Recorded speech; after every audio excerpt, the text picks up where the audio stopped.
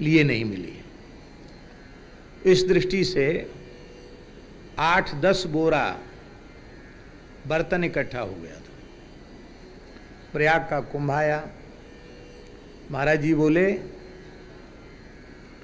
ये सब शनिचर इकट्ठा हो गया है आश्रम में। लोहे को क्या बोले? बोले शनिचर इकट्ठा हो गया है, तुम कुंभ में ले जाओ। हमने कहा महाराज जी इनका क्या होगा?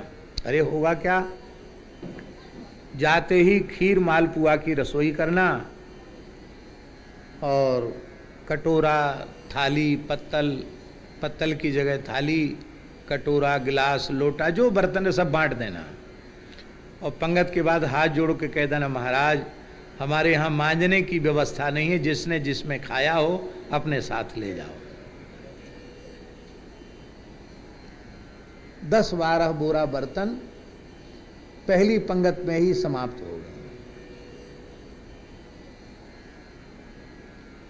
कोई कंबल बांटने वाला आए ठंड में, नारायण जी, तो ये नहीं कहते थे कि हाँ कुछ रख लो इसमें से, आगे पीछे कुछ विचार करें। लाओ लाओ लाओ, बुलाओ बुलाओ सबको। एक बार सब बांट दिया तो अब फिर भी लोग आगे लेने वाले। महाराज हम तो रह गए, हम बच गए, कंबल खत्म हो गया।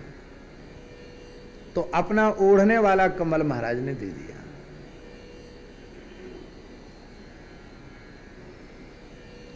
हमसे बोले श्रीमान जी ठंड का समय है, रात को क्या होगा? हमने तो अपना कंबल भी दे दिया। तो हमने बोले तो कोई नया कंबल हो जिसका तुमने प्रयोग ना किया हो तो हमको दे देना। तो एक बढ़िया कंबल था, मोटा कंबल था, महाराज जी को ओढ़ा दिया। सवेरे बोले तुमने मुझे क्या समझ रखा है, गधा समझ रखा है क्या? हम तो डर गए। इतना वजन मेरे ऊपर लाद दिया, मेरी तो दम घुटने लग गई। अरे राम राम, हम तो पतली सी लोई ओढ़ के सोते हैं, इतना मोटा कंबल ओढ़ने से नींद आ गई।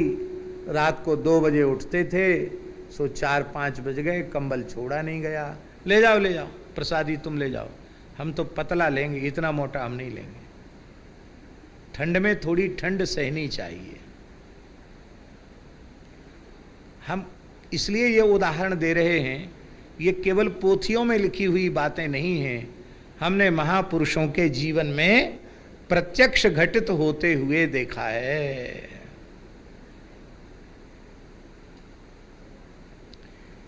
इसलिए संग्रह का उत्तम उपयोग दान ही है।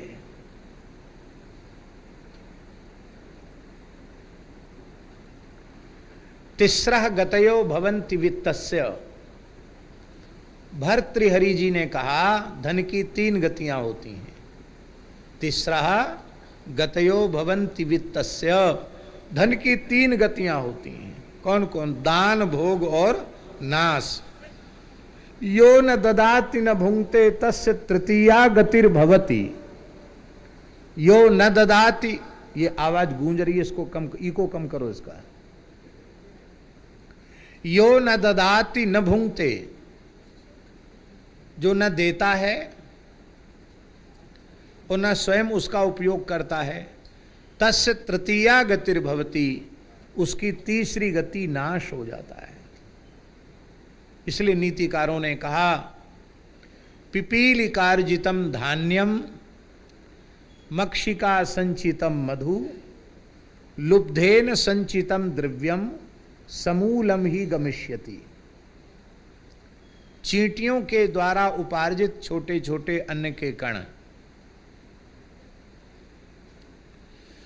वो इसलिए इकट्ठा करती हैं कि वर्षा जब समय आएगा तो हम बाहर निकलेंगे नहीं, भीतर भीतर खाएंगे।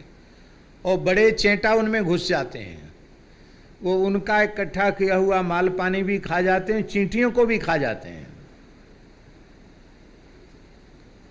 पिपीलिकार्जितम धान्यम और मक्षिका संचितम मधु, मधुमक्खियों के द्वारा इकट्ठा किया हुआ मधु, और लोभी के द्वारा इकट्ठा किया हुआ धन, ये जड़ मूल के सहित नष्ट हो जाता है। और देहाती कहावत भी है, लोभी को धन लावर खाए और बचे सरकारे जाए। या तो लावर लोग खाते हैं, लावर माने चमचागिरी करने वाले, झूठी बड़ाई करने वाले, बाबूजी सेठ जी कहने वाले लोग, या तो वो खाते हैं, या फिर सरकार में जाकर छापा पड़ जाए, रेट पड़ जाए, उसमें चला जाए। इसलिए संग्रह का उत्तम उपयोग दान है। हमने जो कुछ किसी सुपात्र को किसी जन्म में दिया था वही आज हमें मिला है भोगने के लिए। ये सिद्धांत है। तो इस सिद्धांत से यह प्रेरणा लेनी चाहिए कि जो हम सत्पात्र को देंगे वही हमें मिलने वाला है। तो यदि पुनर्जन्म होगा भी तो हम दुखी दरिद्र नहीं होंगे। और कथनचित भगवत कृपा से ऐसा साधन बन गया है कि लौट के संसार में आना न पड़े। तो जब आना ही नहीं हमारे लौट करके, तो हमारे किस काम का है? अपने सामने उड़ा के खत्म कर दो।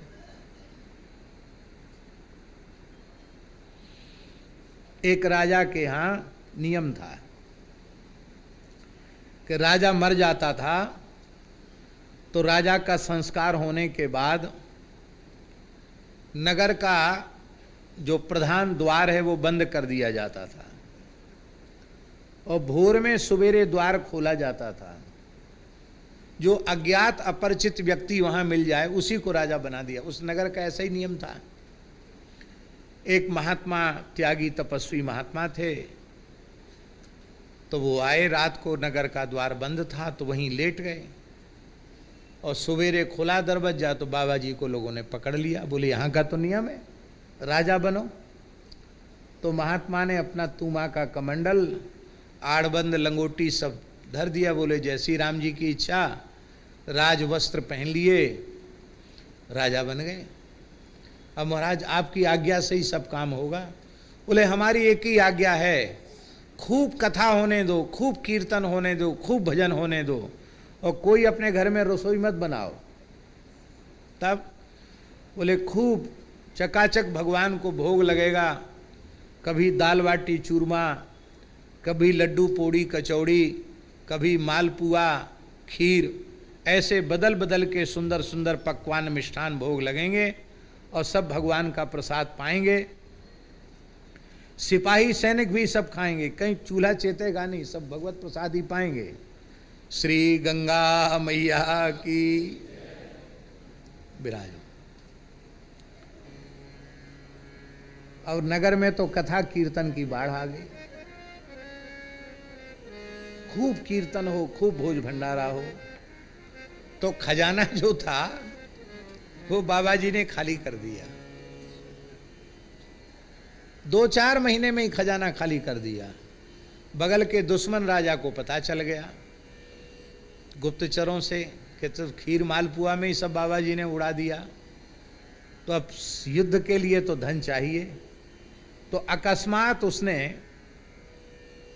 पूरे नगर को घेर लिया सेना से, का युद्ध करो और नहीं तो हमारी अधीनता स्वीकार करो। मंत्रियों ने कहा महाराज जी उपाय बताइए। बोले क्या उपाय बताएं? कहा सेना गिर गई है। बोले अरे लड़ना भिड़ना किस लिए? अब तक हमने छाना घोटा, आने वाला वो भी छानेगा घोटेगा, अपने को क्या धर के मुड़ पर धर के ले जाना है क्या? बुलाओ उस राजा को। बोले लड़ना भिड़ना किस काम का है? बढ़ा लो अपने राज्य की सीमा।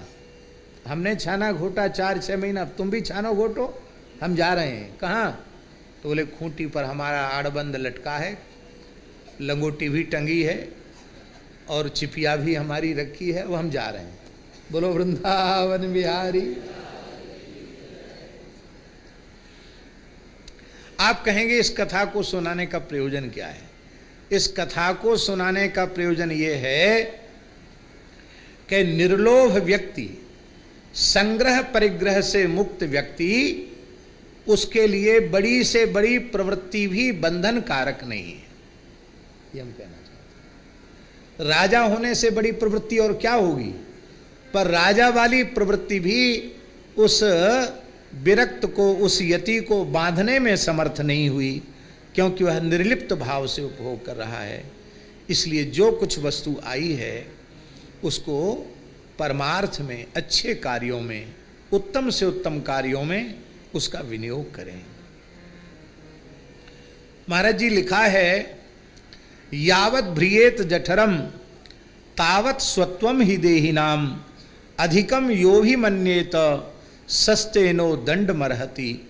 हम सबका उतने ही अन्न वस्त्र पर अधिकार है जितना हमारे व्यवहार में आ रहा है, जितने का हम उपयोग कर सकते हैं।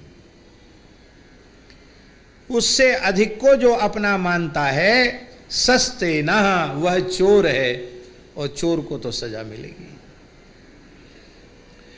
गृहस्थ पुरुष के यहाँ जो संग्रह होता है